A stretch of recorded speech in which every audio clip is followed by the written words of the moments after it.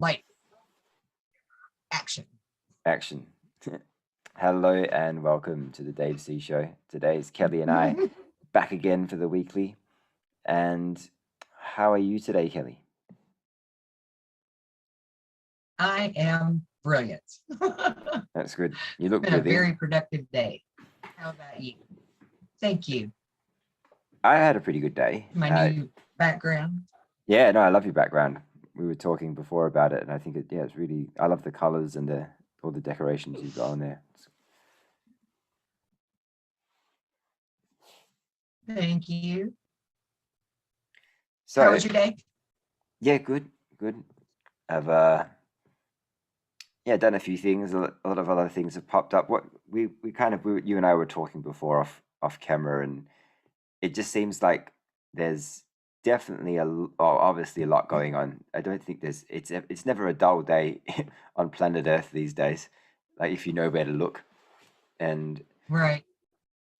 yeah, and it seems like this is heaps going on. You know, whether it's with the flooding or the media and the people slipping up and saying certain things or weird things. It's just very interesting, and I think it's also it's a good idea to kind of just pay attention at the little nuances, you know, and like the reasoning behind what's coming out, because everything comes out for a reason. You know, everything is said with purpose and intent behind it. You Yeah. know? Yeah. Yeah, it's all definitely there if you've got the eyes to see it, right? Right. Yeah. And I was talking to That earlier. I was talking to a family member yesterday about having the eyes to see things, and it largely comes from obviously doing all the research, which takes a lot of time. You know, these things can take up a lot of your time, but you kind of, you know, on some level, it can seem like a bit of a waste of time. But on the other hand, you need to be able to get yourself to that point where you can see through the lies and propaganda straight away. Because if you don't, then you're going to get strung along for however long, you know. So I wouldn't say that it's a waste of time. You know, I think obviously there's a big rabbit hole, and we can tend to go down this thing never ending, like it's a never ending rabbit hole. But you know, as long as we are aware and awake of what's happening and we can see through it, then, and we know the enemy, obviously knowing the enemy is part of the battle. If we don't know the enemy, then we can't win. So. Exactly. And you got to use your bullshit radar. I'm having a mouse in my hand, but you get what I say. Yeah, I tell you what. Yeah, use your bullshit. The bullshit radar has really been working overtime, I think, for everybody over the last year and a half. Hasn't it? Yeah, big time. Yeah, it's off the charts. It's like we needed to replace the batteries every week. Yeah. Yeah. So, what is anything big Give us happening? an update on the rally. Right. Yeah. So we had our well, it was a worldwide thing, wasn't it? So I saw some really big things happening in the UK and Europe, and in Australia we had, I think, 4 cities that mainly did it. I know one of them was cancelled, unfortunately, but in my city we had a convoy which was about 1,000 cars, from what I hear, which is really amazing to see, because I think previous rallies I've been to, we only had a few hundred people, probably, maybe 400 or 500, I don't know, but yeah, 1,000 cars, and other cities around the country had tens of thousands of people, like huge numbers. So it was really amazing. Great. And like I said before, you know, even just a month ago, I don't think that would have happened on the scale that it did. And it just goes to show how quickly things are moving now. You know, how quickly things are moving now.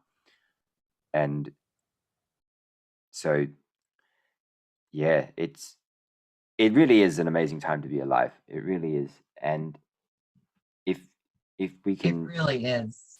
yeah, watching people rise up, I think is the best part of it. You know, I think the best is yet to come in many ways.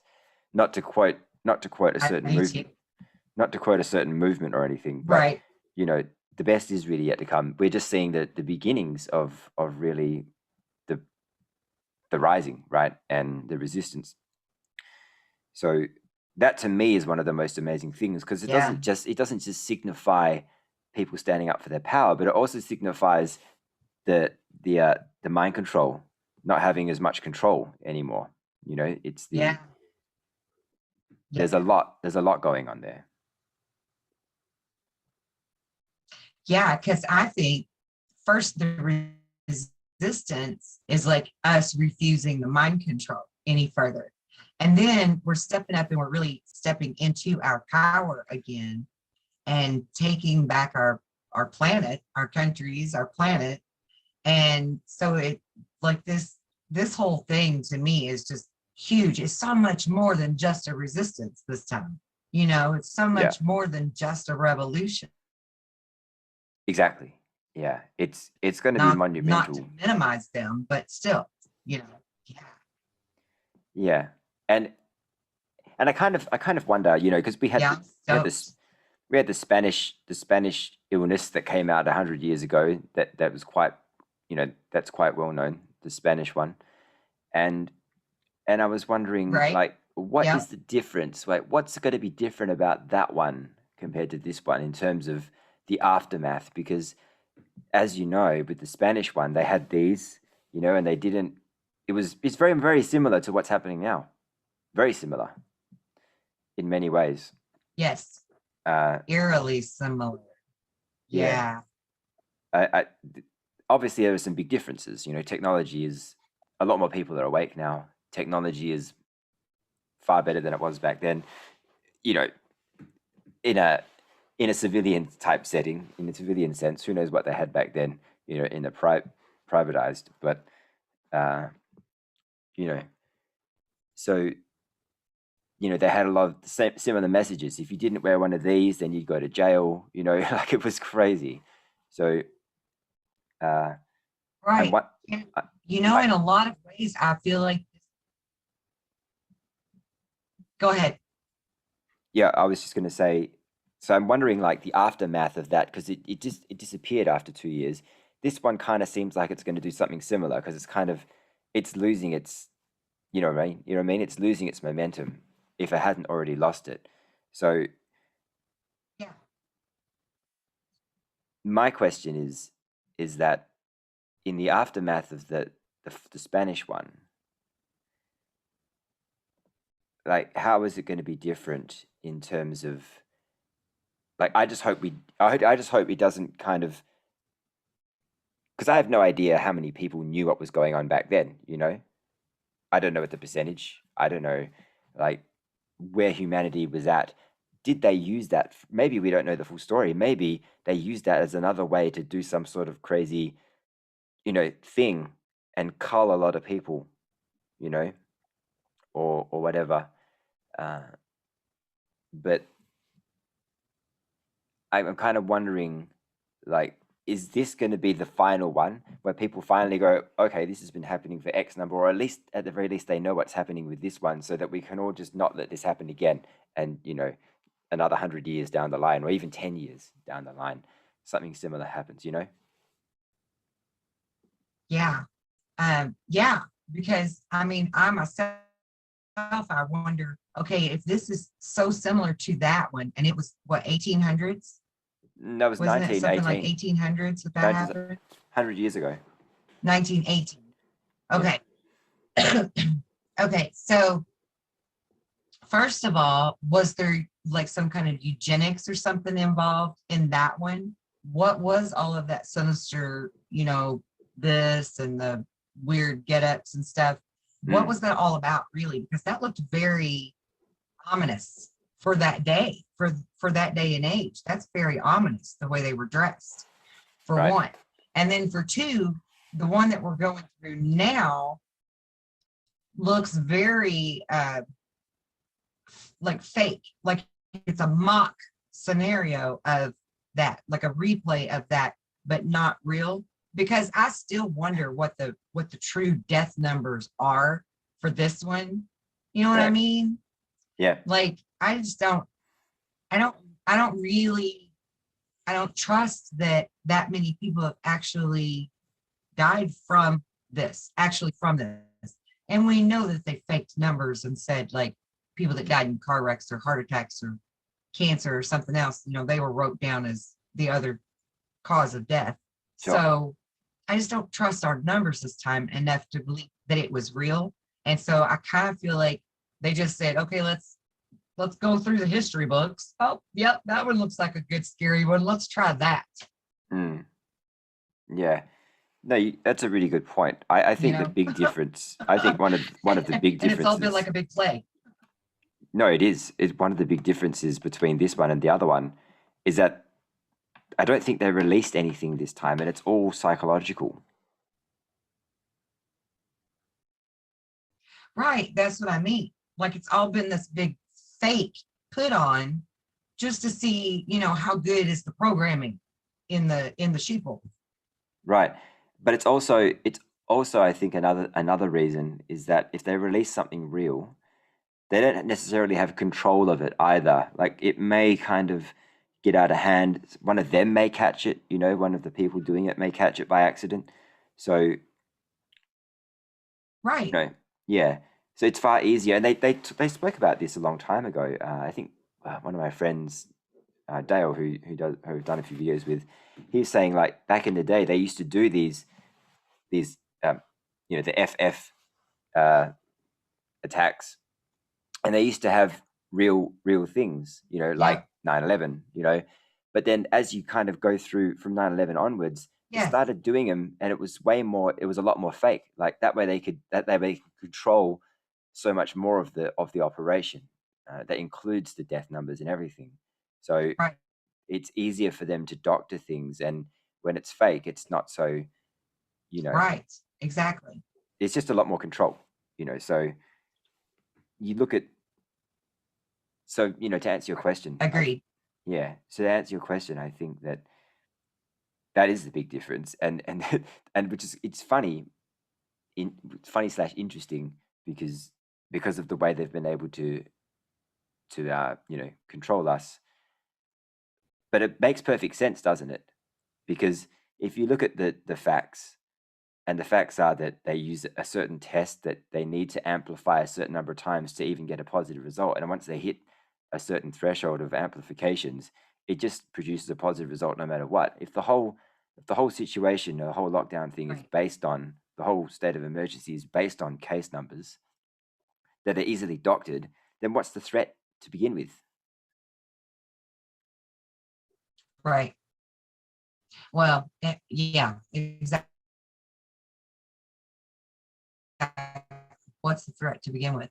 But I mean, also totally sane people should be asking themselves, what's the threat to begin with, when they can tell you from those tests that, yeah, you have something and yet you have no symptoms, like zero symptoms. Exactly. And yet they but they're still like, oh, well, but I got the test, so I have it. I mean, come on. Yeah. That blows my mind.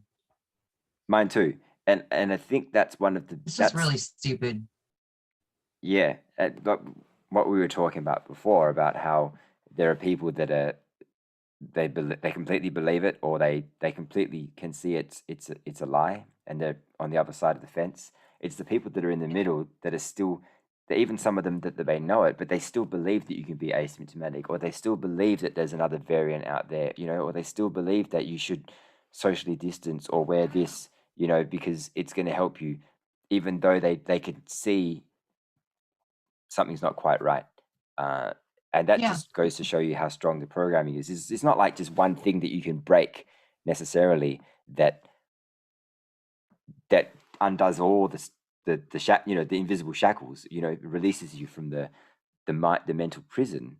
It's a bunch of different things. It's so many smaller shackles that you're really holding on to. It's a belief system, really, when it comes down to it. And you know how people that identify with their beliefs have a real hard time breaking free, because they just do. Right.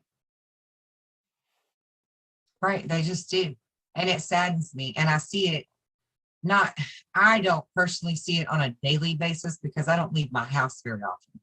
Yeah, me either. But when I do leave my house, I really see it. Like today I had to go to the eye doctor, and my eye doctor is in a bigger city. I don't live in a city. I live in a very small town. So I have to go to the city to the eye doctor. And I get there, my family goes to the eye doctor. My 6-year-old got her eyes checked for the first time today. That was fun.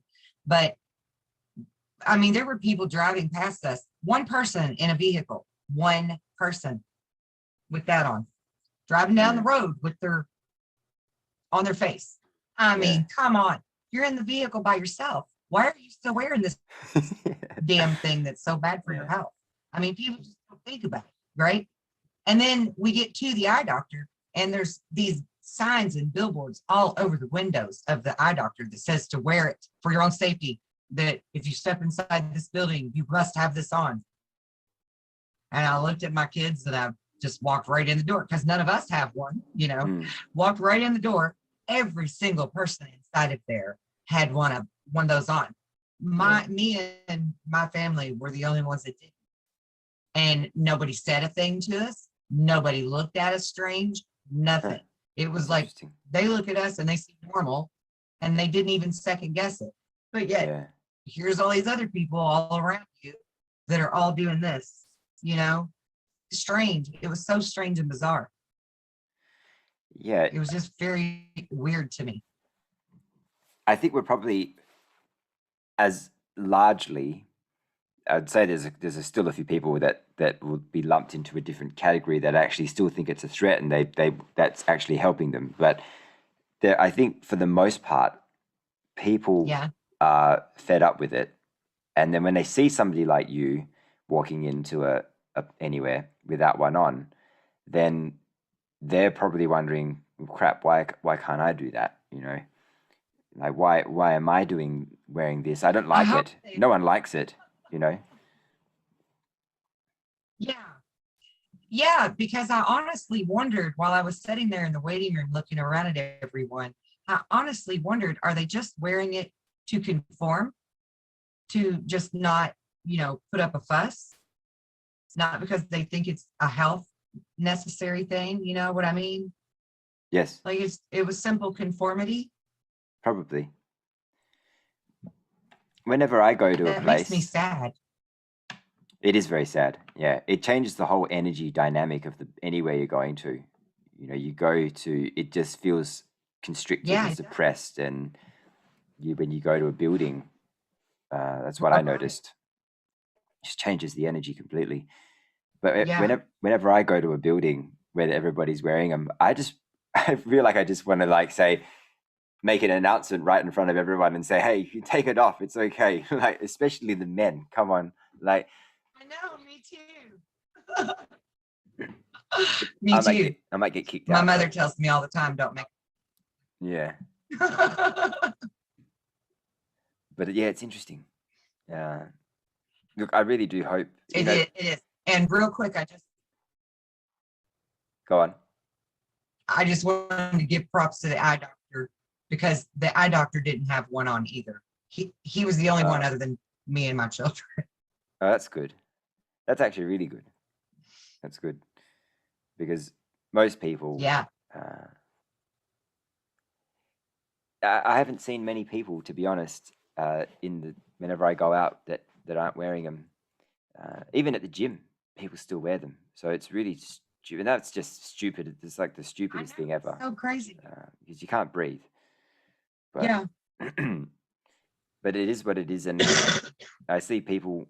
Actually, before we get started with the actual show, because we're going to be talking about a few things today, but I'll just tell you a quick story about this guy at the gym, who, have you ever seen those things? Like, I went to the gym a long time ago. There was a boxer there, and he was wearing a mask. This was ages ago. This was 10, 12 years ago, more or longer.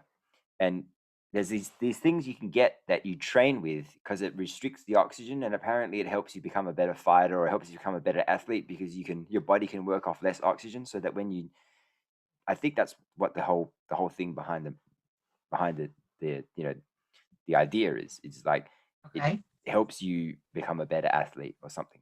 Anyway, so he was wearing one on the treadmill a long time ago, this guy. But I was at the gym and I saw a guy, only last week or the week before, wearing something similar to what this guy was wearing. And it was like, it was a real big, kind of like this size, like not as big, but Oh, wow. kind of like this over his face. And I could hear him breathing, and Yeah. he was having a real tough time breathing. And I thought maybe he was wearing one of these special ones that you use when you're training, you know.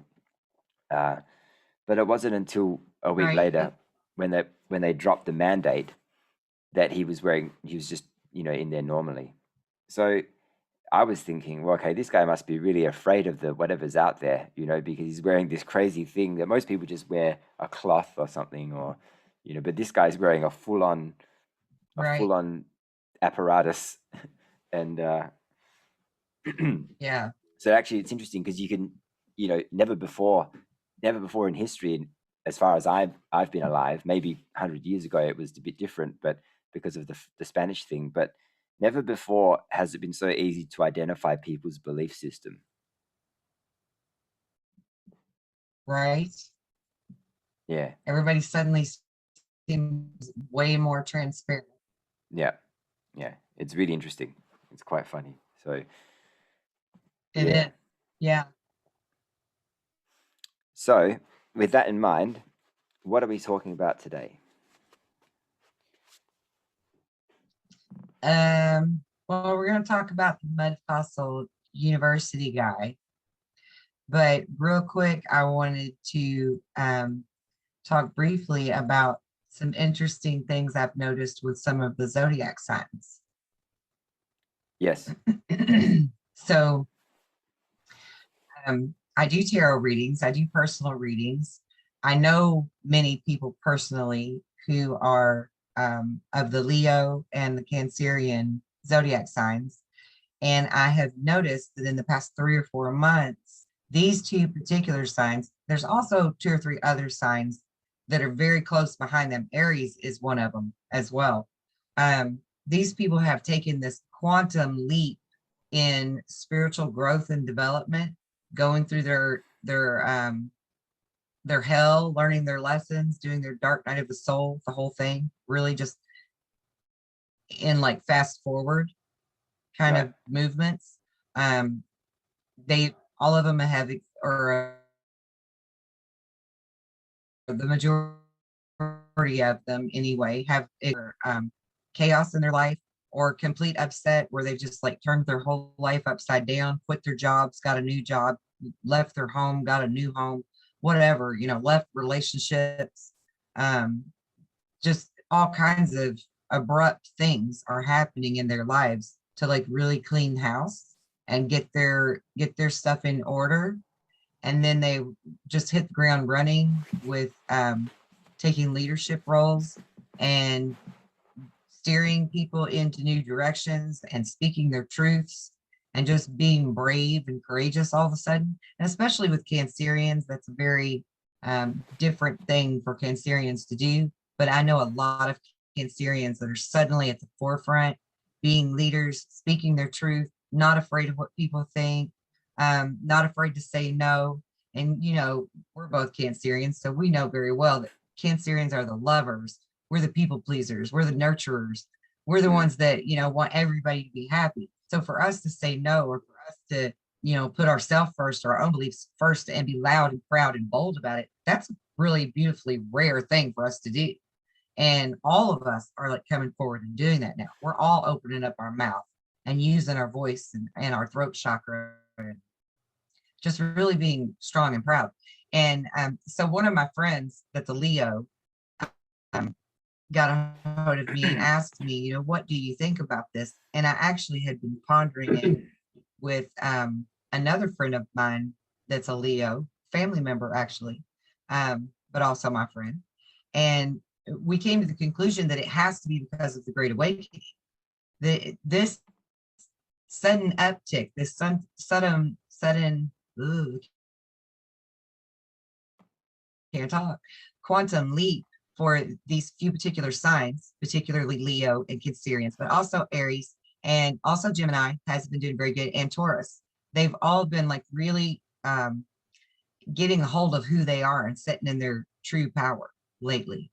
Mm. And it has to be because we're going to all be very instrumental, important way showers for this Great Awakening. Because, you know, like you were talking about with the tipping points earlier, how with the rallies and stuff, how it just seemed to be going really slow and kind of just gradually moving on. And then all of a sudden it's just like, and it takes off. Yeah. That's the way these zodiac signs are doing now. All of a sudden, just in like the past 3-4 months, it's like they've Right. just taken this quantum leap forward. You know, I know Leos personally who they would believe our conspiracy stuff, but they didn't necessarily want to talk about it openly in mixed company and admit to it, that are Yep. now doing just that. They're speaking out and they're telling people, oh no, this stuff is real. That is true, what you heard. And I know it because I've done the research. Yeah. You know, they're really being brave and I just love it. And so I just, you know, big shout out to all the empowered zodiac signs across the chart and across the globe. And if I didn't mention you and it wasn't your zodiac sign, that doesn't mean you're not doing great too. So please don't take offense, guys. I love you all. You're all doing really wonderful. Yeah. But yeah, I just want to mention that briefly. No, it's really yeah, you made some really great points. It really is just a tremendous, an amazing time because so many people are stepping into their power, you know, and when obviously, you know, when one person does it, it paves the way for other people to do it and so on and so forth. So it really just becomes this tidal wave of or an avalanche or whatever you want to, you know, metaphor you want to use of people stepping into their Right. power and not being afraid to at least voice their opinion, because that's one of the biggest problems that we have as a species, as a race, is that when we voice our opinion, It that is. people are really quick to shut it down, and then we may not do it again, Right. or you know, depending on how convicted we are in our beliefs in what we believe, you know, in what we believe. So, and I Yeah. came to a conclusion over the weekend. I was talking to somebody and I was talking about how it's, you know, it's very challenging to be able to put forth a an opinion that's against the official narrative or against society, you know. And the conclusion I arose at was the fact that most people who are not voicing an opinion that's against the narrative, they don't really have an opinion at all. It's just a parroting of the official narrative, you know. So they think they're voicing an opinion, but they're really just Yeah. programmed to speak whatever it is that they've been programmed with. So, Right. mm, Yeah. Unfortunately, I feel like a lot of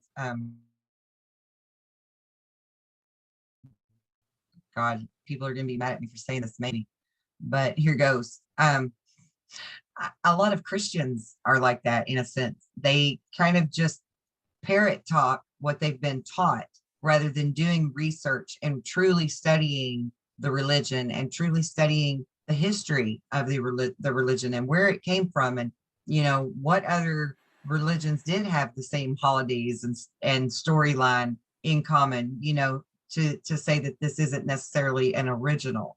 And they just sort of, I mean, like I have family, I have siblings that when they hear me speak, the first thing they want to do is start preaching the fire and the brimstone at me and slapping their hands on the Bible and telling me that I'm blasphemous and stuff. And they're not even listening to the common sense or the research that I have, you know, learned from. They just don't have room for it. And it's just simply programming, you know. That's all it is programming. yeah, And I think there's a difference between, you know, being convicted to your belief system, whatever it is, whether it's religion or politics or anything else, and, parent talk, where you're just programmed. Right. Yeah. Yeah. I think there's definitely a fine line, even for people that because because there's no right or wrong, even for people that believe that follow a political party that may be far left or far right or whatever. That's up to them. But I think that where people can come unstuck is they're not seeing the full story. Like if you look at the media, you're only getting one version of the story, and that's the problem. It's too one-sided. When people are able to have a 360 view of whatever it is they're looking at, then they can make an informed decision. But until we get Exactly. until we have that luxury, we're only making a decision based off a small portion of what we should be really seeing, right? Yes. Yes. And oddly enough, Exactly. It's kind of like having a house with a whole bunch of windows. Right. And Like having a house with a whole bunch of windows, but you only look out of one. Yeah. Yeah, exactly. Yeah. And oddly enough, it's the people that are able to see everything, or at least looked at the alternatives, that can make the informed decision. Very, very often Right. it's rare that they will continue down the path of, let's just say, the left in this case, because they can see what's going on. They can see the manipulation, or they can see what's really happening. But the people that are in that situation, they're too close to the situation to be able to see anything else. And so they feel like their vision of the world, and we all have filters, that's why there's no right or wrong. Your filter is different to my filter and different to whoever's filter. But the people that are in that situation, they feel like they're being informed, and that all they know is what they know. And yeah, there's probably a few other things they don't know, but all the important information is what they've been able to garner and they've gathered.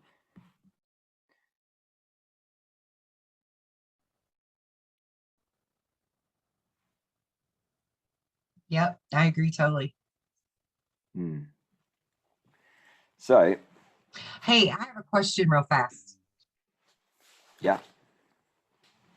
So how come we're not seeing people like Tom Hanks and certain folks in public anymore? You know what I'm saying? Like, yeah, we know what supposedly happened to them, but if it didn't really happen, then wouldn't we be seeing them still? Yeah, exactly. Yeah, that's a good Somewhere point. I or mean, something. I know for a fact that his Instagram hasn't posted a post in well over a year. So, there's a lot of, yeah, there's a That's lot interesting. It is interesting. And I think his Twitter as well also hasn't posted in a very long time. While we're on that topic, there have been a bunch of, if you look at all the people that played it at the inauguration, you know who they were? Yeah. People like John Legend, people like Lady Gaga, a few other people, Jennifer Lopez and Right. stuff. So Right. and that looked very, very sus to me. It looked very doctored. It looked very CGI a lot of the time. So were those people really there? Yeah, everything about the whole inauguration. That whole thing looked like bullshit. Right. Like and a even B-rated movie. Hey, I just saw your fairy. Yeah, just here. Uh-huh. Yeah. Yeah. Even Hanks was supposed to be, and he was there. He was supposed to be hosting it too. So I think that it's very possible that these people Chrissy Teigen, we don't hear from any of. Yeah, but they can still put posts out. People can still post on their behalf. So but I don't know. It is interesting. It's an interesting question. It just seems very weird. Yeah, it just seems very weird to me that none of them are out in public anymore. When used to, we would see the stars all over the place, even with the lockdown. I mean, you were still seeing videos of them or seeing them, talk on their social media videos or something. And it Sure. just doesn't seem like we're hearing anything from a lot of them now, like a lot of them. Yeah. We're real chatty there for a long minute.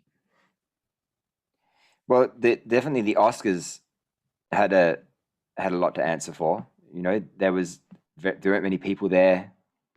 It was in a really dingy place. I didn't watch it, but I saw some clips. It just wasn't what you would normally think expect the Oscars to be. So Yeah. yeah, And how convenient is that?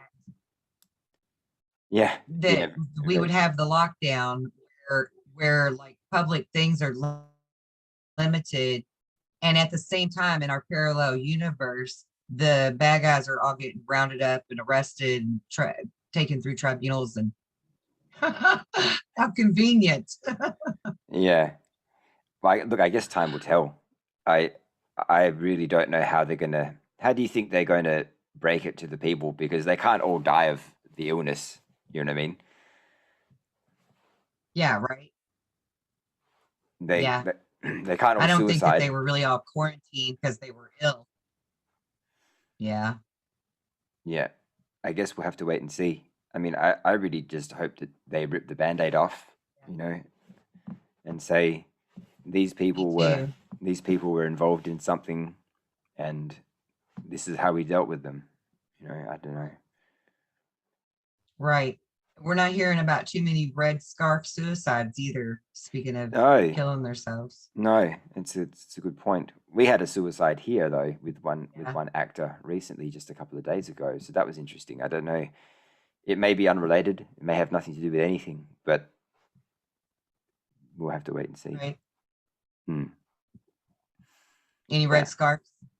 Nah, we don't usually get red scarves in Australia, I don't think, but not that I know of anyway. I mean, maybe it's happened, but yeah, Right. it's a pretty. Hopefully, that will be a thing of the past. Well, didn't connection to him too? The Who? cook, Anthony Bourdain. Anthony Bourdain, Yeah, the he had famous one. chef that Yeah, died. yeah, he had a Have like red. the red scarf thing, like Robin Williams and several others. Yeah, I thought so. Yeah, Yeah, we're not hearing much of that kind of stuff going on either. no, So yeah, I really do feel like the bad guys are no longer in control.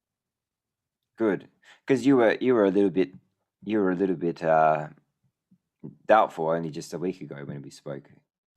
What's changed? I was a little worried. Yeah, I had to sit and contemplate on it a little bit, because like I told you, I hadn't really been keeping up with the media or any kind of news for that. Not the media. I don't watch TV, but you know what I'm saying. The people that we would follow to keep up to date with our stuff. Um, Simon Parks, several people like that. Hmm. I hadn't really been paying attention for the past few weeks because I had to just step away from it all and focus on me and my family and business kind of stuff. Just too much going on. And yeah, I just sat down the other day and really contemplated all of it and really just logically thought about a lot of it and was like, okay, wait a minute. Now we're not having the red scarf stuff. How convenient is it that, we had a lockdown and also we're supposed to be having all these bad people arrested all at the same time, which means we can't be out in public look around a lot of stuff, and B, it doesn't look weird to see the Olympics or the Oscars and like nobody there or hardly anybody there. It doesn't look weird to not notice the celebrities out in public right now because in our mind it's because of the lockdown. But what if in reality it's because they've all been arrested? And so I just got to thinking about a lot of that kind of stuff, and I was like, I think probably the bad guys aren't in control anymore. Because if they were, we would still be having these mysterious suicides. We would still be having these mysterious, terrible car accidents and stuff. You know what I mean? Like none of that's happened. The airplane crashes or helicopter wrecks, Yeah. that so many different people have experienced prior to this. I mean, it's just none of it's happening. And, then we've got stuff about the tunnels and then you were talking about what is her name again? JCK, the flooding in it. Yeah, the flooding in the bodies. JCK. Yeah. Yeah. So, I mean, there's just lots of stuff that Yeah. logically says bad guys probably aren't in control anymore. You know, and what you said about Biden and his crazy talk recently with Yeah. Yeah. the red fluid and the children. Right. Yeah, that was really strange. I think we'll just expect to see more and more of Yeah. that, more of that coming out. You know, I don't know. Well, I think it would have to, don't you? Yes. At least a little at a time, Yeah. Exactly. just to get people acclimated to, that possibility, the people that aren't awake yet. Yeah, for sure. So, mud floods and mud fossils. I watched that video you sent me, and I didn't watch the whole Sphinx one, but I would love to get your opinion on. For anybody who's wanting to know, if anybody's ever noticed like rocks in the middle of the ocean, and even not in the middle of the ocean, but just like mountain ranges or things, and you might have seen, uh, what looks like a head or part of a head, or maybe even someone lying down, and it's huge. It's like a giant person. Uh, Well, the like Easter Island, for example, the heads on Easter Island, even. Okay, yeah, but those are a bit different, aren't they? I mean, well, maybe not. Did did he say, because he didn't talk about those in that video? Not in that video, but he believes that they too were People. living biological beings, Yeah. giant humans, some kind of, yeah, giant Okay. people of some sort, yes, Right. that are now mud fossils. Mm. It actually Yeah. makes a huge amount of sense. And if you look at some of the other things, like he showed really big, like mushroom rocks that look like, rocks that look like mushrooms. I mean, how else can you explain that? And it's and there was a Right. few elephant shaped things. Like, it was clearly an elephant to me. It's just fascinating. And Right. what do you think? Why do you think they hid that from us?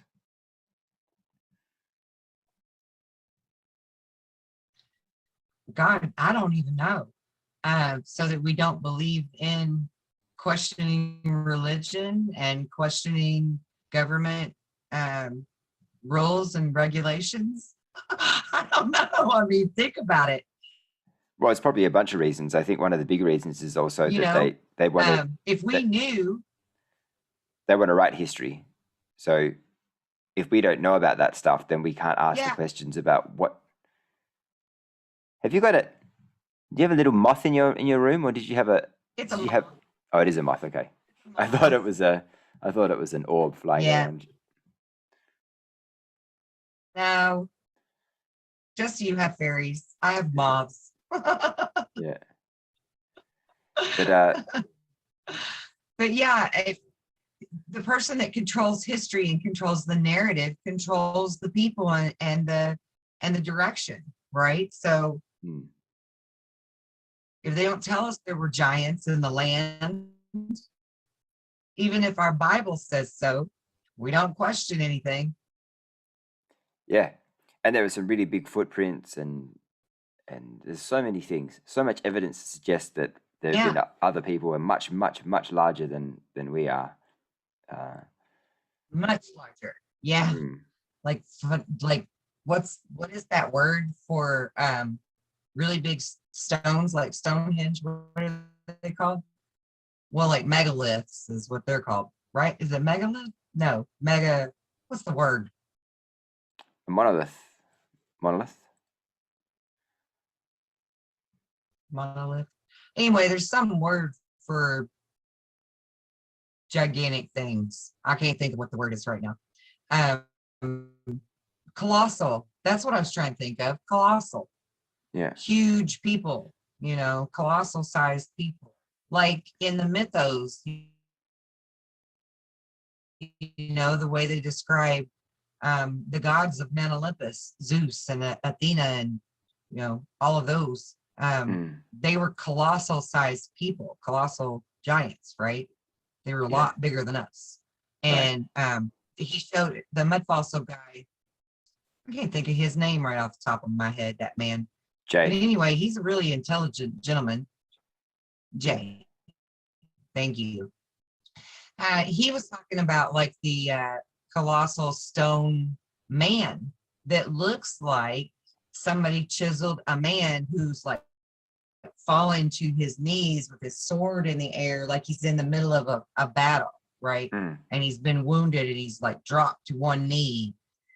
And it to all of us who go there and visit it, and you can walk all over the back of it. There's like steps built into the back of the leg and stuff now. But he's been there and proven. He proved that the steps were added much later, way later than the actual structure ended up there.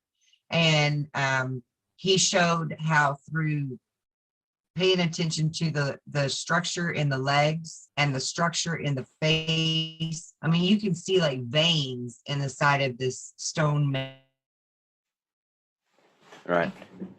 face, and how when you bleed out, I mean, like it showed where the wound would be there and another wound in his side, and the rock was stained red like it had iron in it in those places, just like if it was a bloody wound, right? And he started explaining how oxygen in the blood will creates the redness, and that the other type of blood, the blue blood, it doesn't have the same type of oxygen level or some other kind of chemistry makeup in it. And he goes through and explains all of that really, really well. Okay. And then he shows you in petrified body parts how organs and wounds and all different things will be a certain trait of color, right? So when we find these ancient rocks and they've got the red on them, the red stain, the rust colored stain, is actually like a main artery that would have been cut, that created the red blood. And he argues that statue of the man is not a statue, that it was a real man, a real giant that was fighting a battle and was fossilized somehow. What is that word? Petrified. It's kind of like petrified. It's kind of like petrified, but it's a different word. It means similar definitions, but it's a different word. I should have brought my notes in here. Anyway, because I took a lot of notes. I did some like biological research to back up what he was telling me, to see if he was, knew what he was talking about. And he does. The man knows his shit. He's really, really intelligent. So the Sphinx he had brought up, he suggests through his knowledge of biology and his knowledge of this petrification process that even humans, biological things, can go through, animals as well, that the Sphinx was actually a real living, breathing creature. At one time. Not that it's some stone structure, that it's an actual, it was a real creature, just like, we talk about the mythological creatures of like the griffin or the Pegasus, these animals that they put in the mythological category along with the giants from Mount Olympus and such, right? And he's telling us that this is not mythological at all, that this is factual, and this is history that they have hidden from us, that we literally walk on top of every single day. Matter of fact, his premise is that all of Earth's dirt was created from people like, dead people, dead animals, not just dead plant life like we're taught. See, we're taught that plant decay is what creates the earth, the dirt of the earth. But he is saying that the dead bodies of dragons and giants and anything else that laid upon the land is then going to make that dirt, that earth layer larger, that landscape, deeper in soil depth in those areas. And he showed this map of the United States and points out this dragon's whole body that lays Okay. across the middle of the United States. Giant fish that's arched, that it had fought and was killing to eat in the moment that it was killed and petrified. Okay. So I don't know what the hell happened to cause such chaos on our planet to like immediately petrify all of these things and turn them into dirt and stone. But it's much like the stories that we're told of like trolls. We're told that trolls were turned to stone or could turn to stone on their own or look like stone. I forget how the story goes, but there's something about stones and trolls. And then, Medusa or whatever her name was, if you look at her, she could turn you to stone. Yeah. So we do have stories of that happening to things or people in our past, even though they class it in the mythological stories. We do have the tales of these things happening. And he went on to say that, like the heads of Easter Island, he points out how, there were whole complete bodies underneath of the earth when they started excavating, and they discovered that it wasn't just big heads on Easter Island, it was full bodies. And he goes on to explain the details of the different structure in the rock and the color in the rock and stuff to prove that those were actual living beings also, that this was not just giant statues that somebody lined up along the edge of the damn Easter Island. This was like a military formation that was petrified. Okay. Like instantaneously wiped out. Yeah. I mean, it's mind-blowing. Australia. Did we talk about the opals? We did, I think, last time. Have we talked about the opals? Yeah. Yeah, like the majority, opals come mainly from Australia. And it's the most beautiful opals that you can get anywhere. I have a ring that's an Australian opal. And it's got beautiful, it's not white in the back. I don't know if you can see it. It's this ring. It's white, it's not white opal like Americans are used to seeing. It's a fire opal that's got blues and purples and reds in it everywhere. I mean, it's a fantastic opal. It's the most beautiful opal ever. And you can only get them in Australia. And he goes through this whole video about how Australia is full of these opals because Australia is full of these like graveyards of giant hearts. And hearts, like a person's heart, right? Where I guess they killed them and that's where they threw the heart. I don't know. Like in the Viking days where you go kill the king or whatever, and you cut their heart out and bring it back to your people to prove you killed him or some craziness like that. I guess it was one of them kind of things. And this is where they would throw all the damn hearts. And he shows like a landscape of all these different hills and valleys and stuff.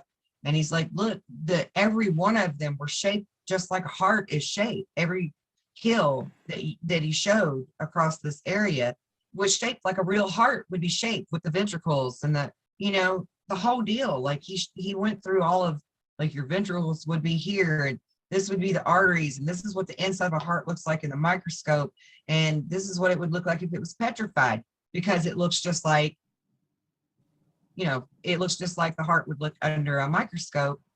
Something about the blood platelets or something like that. And I was just like mind blown, because everything he says makes perfect damn sense. And I'm like, holy hell, our whole freaking planet has dead people and dead dragons and things all over it. What? Yeah. Like, what in the actual is going on? Mm. Yeah, I really It like to blew my see. mind. I really like to see the dragon photo if you have one. But I just had this thought. If we always kind of wonder how the pyramids were built. We wonder how there are many different theories. We wonder how Stonehenge and all these other things that are huge, like big things that maybe people built, maybe they didn't. But what if the giants built them? It would be very easy for a giant to build Stonehenge, being the size that they were. But then, why would they make it so small? Right. I always thought giants built stuff like that. But why would they make it so small? Like why? It wouldn't make any sense. It's like building a dollhouse. You know what I mean? In the Stone Ages or something, right? Well, yes and no. I mean, yes, I understand why you're saying that, but also I don't think it was like building a dollhouse in the tiny little pyramids that have copper coils in them and brass coils, and they are little power plants. It's a tiny little power plant. Okay. Right? Yeah. And I don't need a giant one. I don't need to fit inside of it. I just need it to be in the same room with me. You see? Okay. So maybe that was their notion for a lot of those things too. And as far as Stonehenge goes, I always kind of used to joke and say that to me, it looked like a bunch of benches in a circle, but on a giant scale. Yeah, kind of. And Yeah. I just think maybe they built a bunch of benches so they could sit in a circle during the solstices. Yeah, that's possible. That's possible. I have seen a photo, and I don't know where this is because I only saw part of it. But basically, what the photo was um, a whole pile of steps, and there were obviously massive steps. These things were like as big as a house. Each step was as big as a house, maybe. And then on the left, right, were all these people standing on one of these steps, but they had little mini steps for people to walk up. So these were clearly steps that somebody else had built a long time ago that were fit for people that were enormous. Right, exactly. And back to Stonehenge real quick. I don't know if you know of Stonehenge that they just excavated and discovered in the past few years that was found full of human bones Underneath. And giants were, and giants were cannibalistic in the sense that they would eat humans, little people like us. Right. We were like supper. We were like a chicken leg for them. Yeah. So, they're all sitting on top of their great big tall benches in a circle on solstice having their feast. And, little human people like me and you, we were the feast. And they just throw their bones over in the damn ditch. Makes perfect sense to me. Yeah. Yeah. I wonder Right?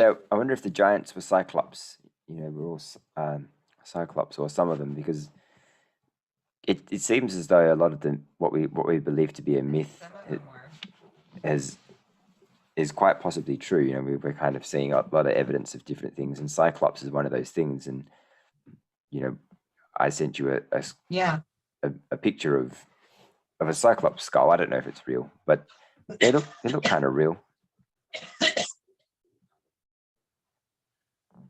Yeah, even Columbus, who supposedly founded America, if you read his journals during his travels to find the new land, he's mapping out these different areas.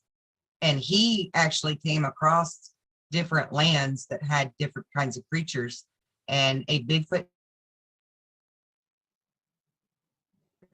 type creature was on one of these little lands. A Cyclops type human giant was on another one, and he would draw an image for each little island or piece of land that they came across. And, you know, these things are there and these things are there. And he also wrote accounts of lights coming up out of the ocean and some type of UFO zipping up into the sky from the ocean in his journals. Yeah. And, you know, we're not taught that in school. No, definitely not. When it, you know, just circling back to the whole reason why that these giants became rock, you know, all around the world. He talks about in the video. He talks about the plasma. What is it called? The plasma apocalypse, where we've had different instances in history where a big thing, cataclysm happened. First time, you know, maybe it was they got petrified, and then next time it was just water. You know, like it was all water. Yeah. Which kind of makes a lot of sense, actually. But he was talking about one that could be happening, you know, soon, or maybe in the near future. I don't know when. About another cataclysm in which it would be quite bad for humanity. And I was wondering if you know anything about that, or what do you see around that? You know what I mean? I think it's the plasma apocalypse. Like, do you think that's a thing? Do you think it could happen? Yeah, I do think it could happen. I think it probably will happen, but your term sounds so ominous and scary. But my term would be micronova, And because that's exactly what's getting ready to take place with our sun. Right. Okay. It's going to go micronova. It's getting an upgrade. Yeah, it's getting an upgrade. The planets in our solar system and other neighboring solar systems are all getting an upgrade. We are getting upgraded. Everything is getting upgraded. And that is actually why I'm on this planet. That's actually why so many starseeds are here right now. That's why it's so important for this great awakening to take place, and for us to take back our damn power and figure out who the hell we are and what we can do, so that we can make it through this shit without the demise, you know, because it is happening. It is coming. Einstein wrote about it. He talked about us going through the dark rift of the Milky Way, where the plasma particles from the solar system, from the sun, are much more intense, and that it will force us to become more psychic, and it will force the planet and everything to vibrate at a different level. Plato wrote about it even, and many different people have tried to talk about this or warn about this.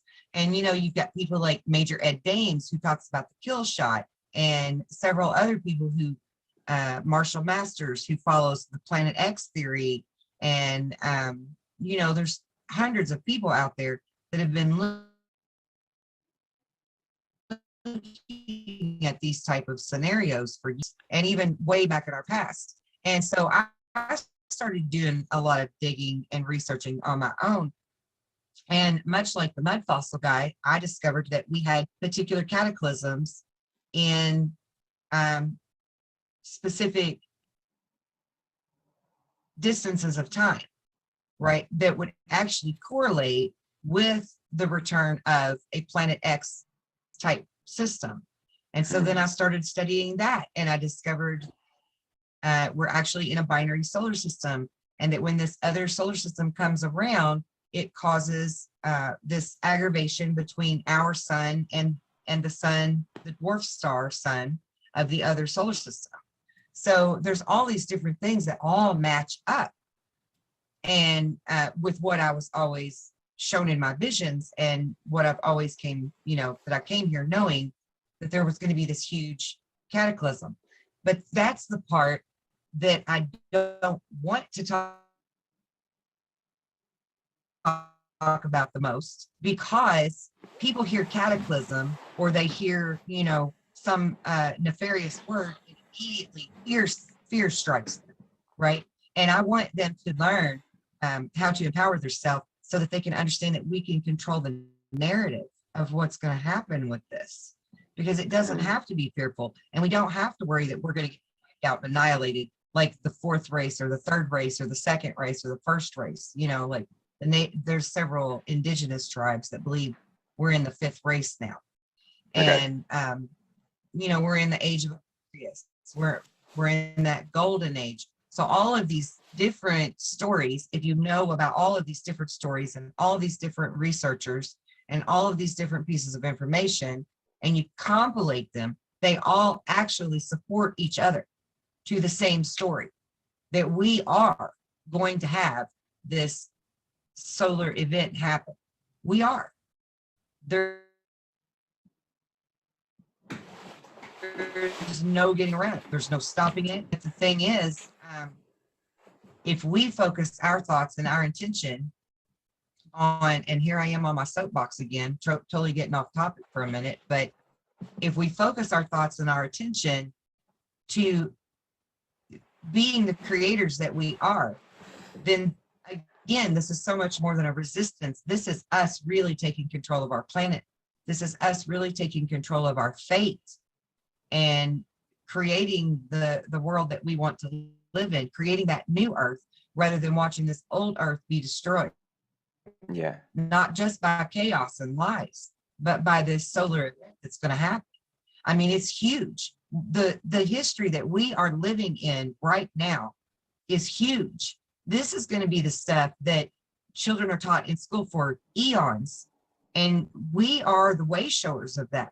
So this is a very important time for us, and we all have a very, very important role, including the mud fossil guy, because his research and his information is so important right now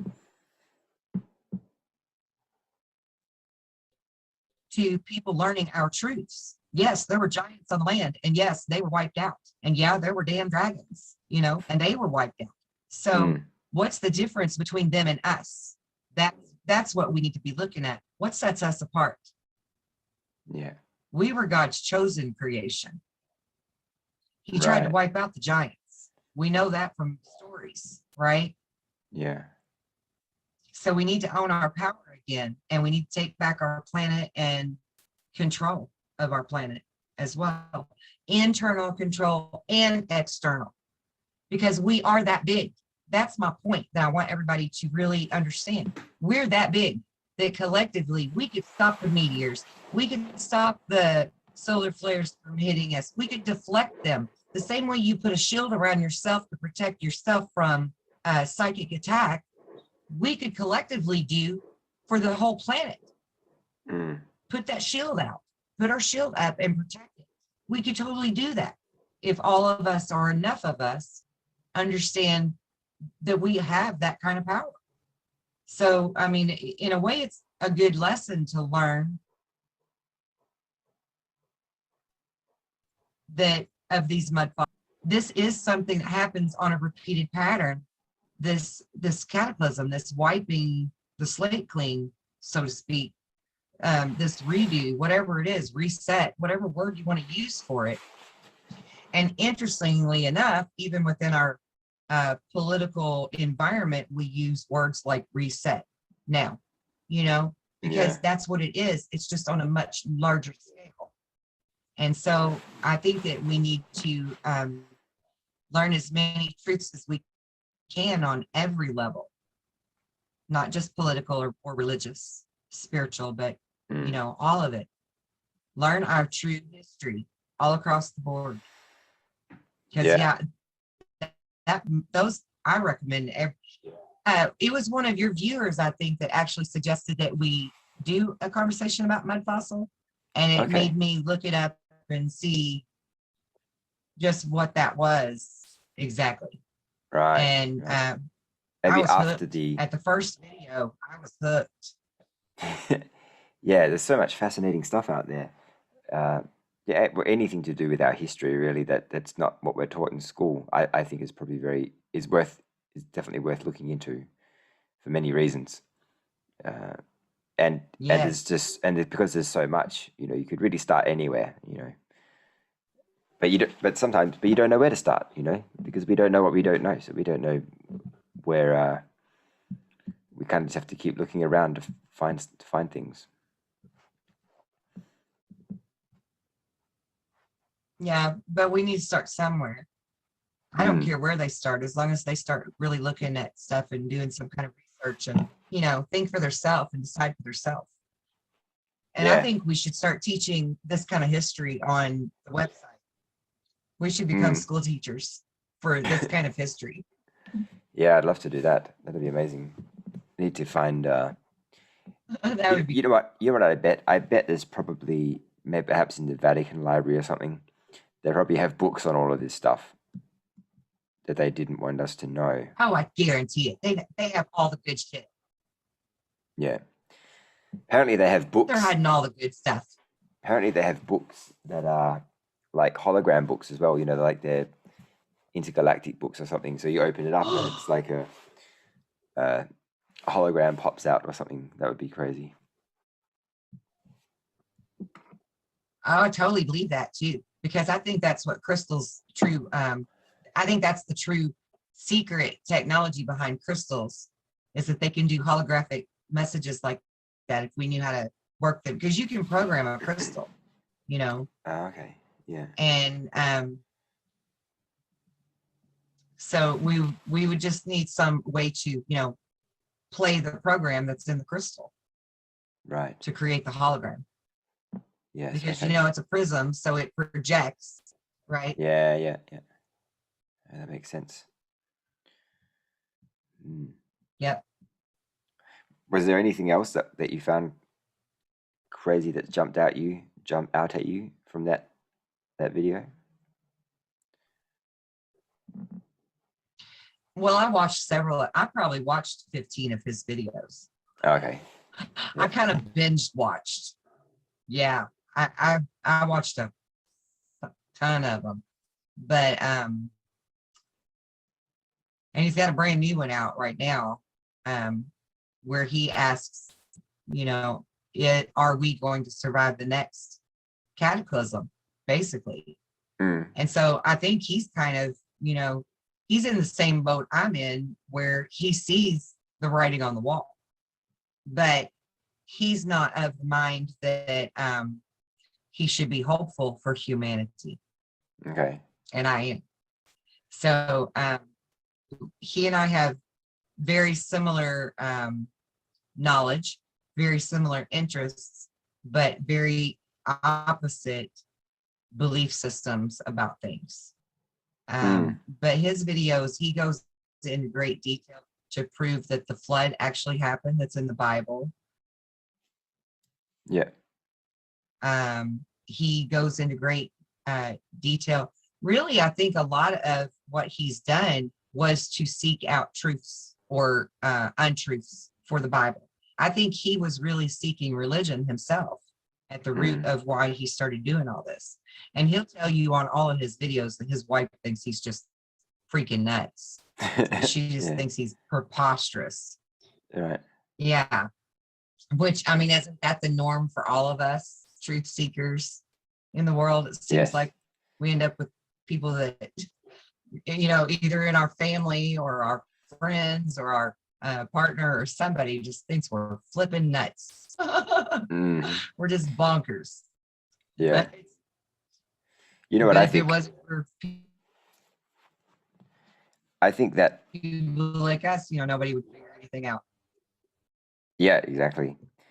I think that we wouldn't be at the place we're in to be experiencing what we're experiencing just to have a cataclysm come and wipe out 80% of the population. You know what I mean? Yeah, I don't either. Because I don't either. And I hope that's a very good point. Because it doesn't make sense. We're in this position now because we're ready to ascend.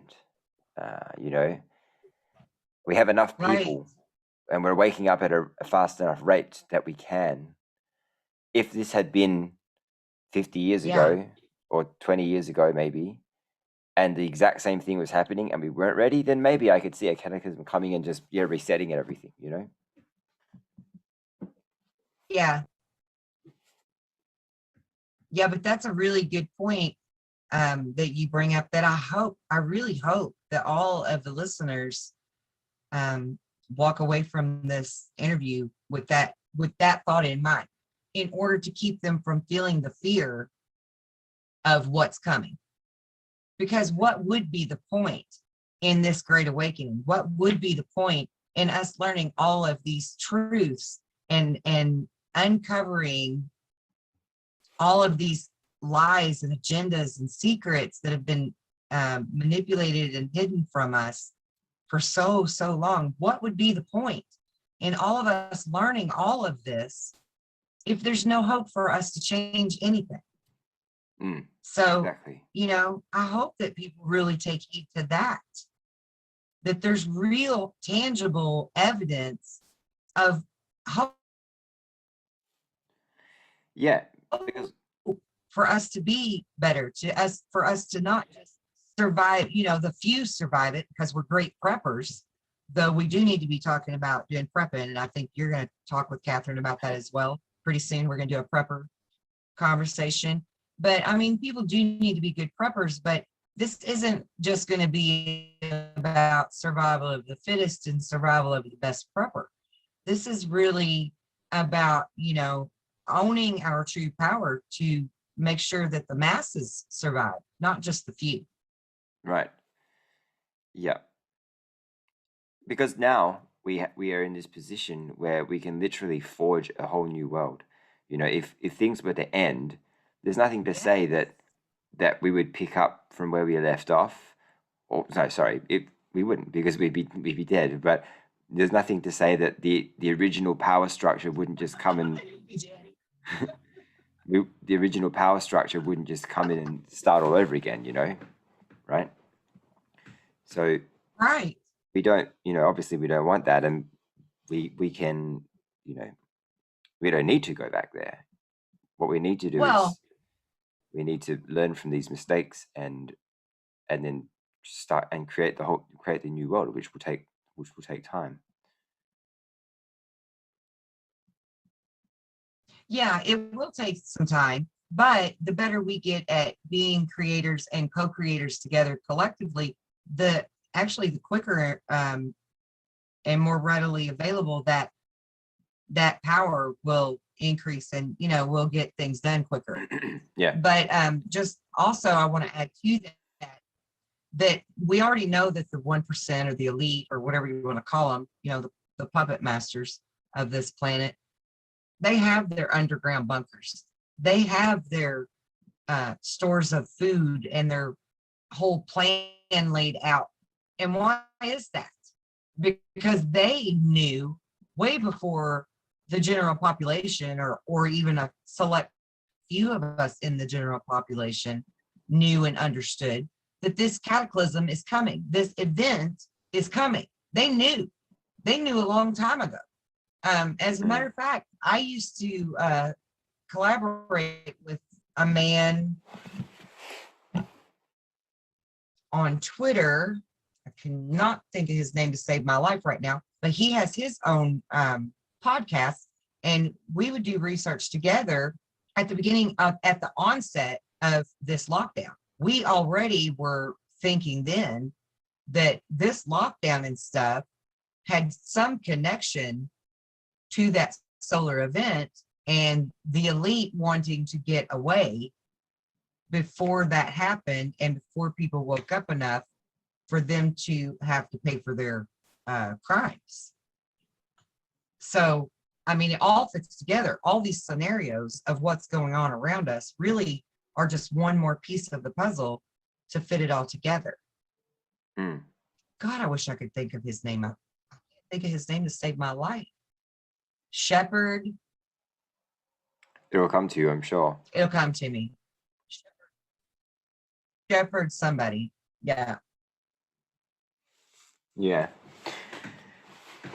So we're definitely headed for a good for a positive future, but we need to direct We our are. thoughts in the right place, and manifest the reality that we want, really. Yes.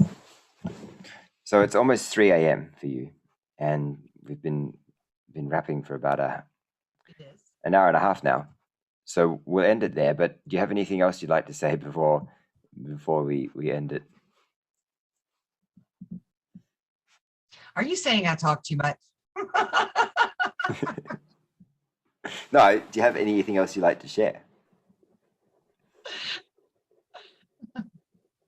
Be Something. strong. Remember who you are. What? No, I was going to say something positive and uplifting so people don't get too worried about the cataclysm. Yeah. Yeah. Be strong. Remember who you are. Set in your power and trust your instincts, and listen to me and David tell you all the cool stuff we learned. No, seriously. Just remember to think for yourself. Use your bullshit radar, even with us. And especially with Kelly. yeah. Yeah. Especially with Kelly. And I don't know. Just be of love. Yeah. Laugh more. Everybody needs to laugh more. Yeah, we got this. I think we got this. Like I said, we wouldn't have come this far only to come this far, right? So we will. We're literally at we're at the cusp of the golden age. It's gonna happen. But we still got a little bit to go, though. We still got a little bit to go. Yeah. It's okay though. It's okay, because we should be excited about that little bit we have to go, because we can still control the narrative. The sooner we all figure out what our power is and how to use it, the sooner we can start controlling the narrative better. Exactly. And I'm really excited about that. And everybody needs to come visit my website and join up for all the free programs and the free forum and all that cool stuff. And be part of our community and Soul Tribe. Meet a lot of really great people we got coming there now. Yeah, and we will be. I'm really loving the forum. And hopefully we can also create a little community in the real world, in the physical world, at some point, where we can, Yes. That would be awesome. Wherever we could do that. Yeah. Yeah. There's a few people out there in the world that I know that have land that we could build a community on that land. Hint, hint. Yeah. Yeah. Hint, hint. We'll all pitch in together. And I had something I was going to say, but I forgot what it is. Oh, yeah.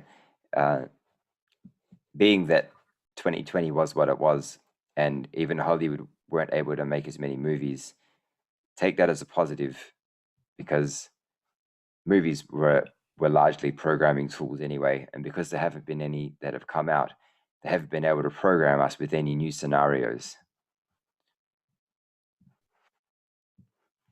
Right. Of course, that doesn't stop us watching old movies, but you get the point. Yeah. Yeah, actually, you want to say goodbye. I got a whole lot to say about that. We'll talk about it in another time. Yeah. We'll talk about that. We'll talk about that next video. Don't forget. Otherwise, we'll be here you'll be here for the rest of the night. Yeah, it's okay. I'm not hungry yet, so I'm still good. All right then. Well, have a lovely We snack. need to do another live show. A lot of Yeah, we fun. will. We'll do another live show. Yeah. In 2 weeks. Okay. Well, bye, guys. In 2 weeks. In 2 weeks. Yeah. We'll figure it out and we'll post it somewhere. Okay. All right then. Speak to you soon. All right. Bye, everybody. Love ya. Mwah. Bye-bye.